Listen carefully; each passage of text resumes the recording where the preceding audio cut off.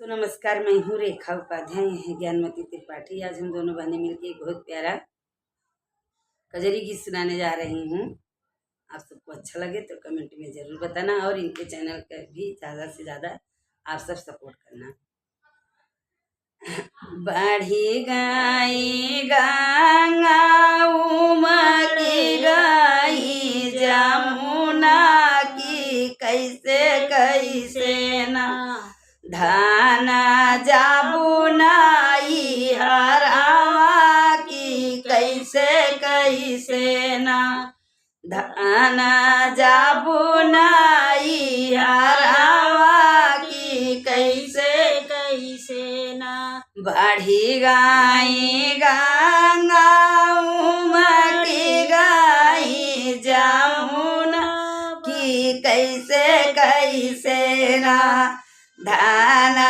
जाबुनाई हरावा की, कैसे कैसे ना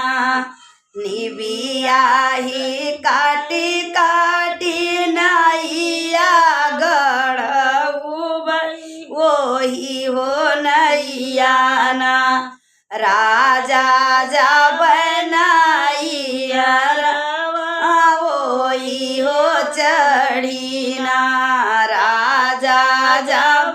नाई हरावा वही रे चढ़ी ना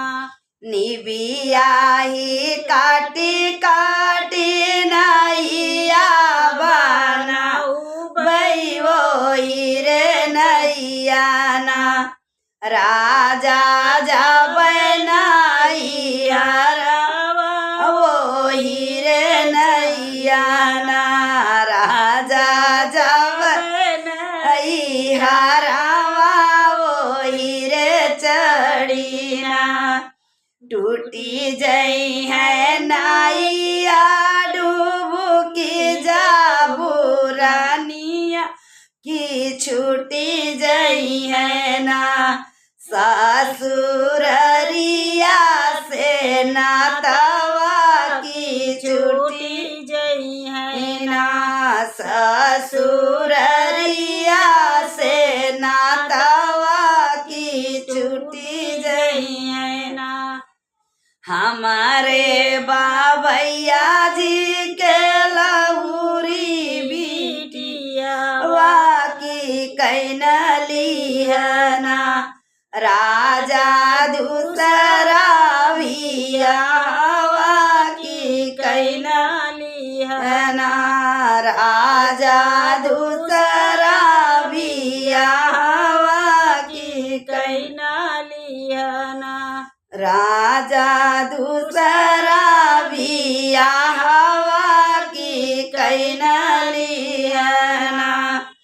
तोहरे बाबैया जी के लहुरी बिटिया बाकी कैले बना धाना दूसरा बियाहवा की कैले बना केतना करबै धान दूसरा बिया की ओ न होई है ना धाना तोहरी की नहिया की ओ न होई है ना धाना तोहरी की नहिया की ओ न होई है ना जब तू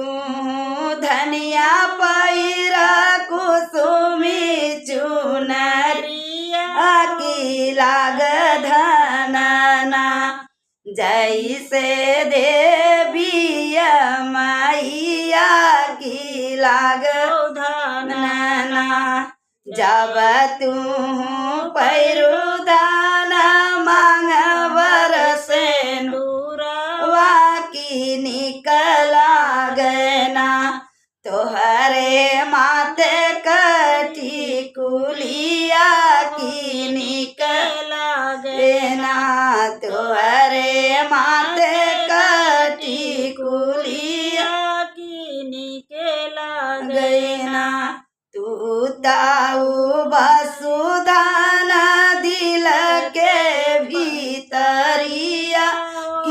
कैसे करबै ना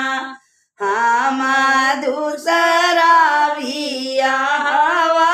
की कैसे करबै ना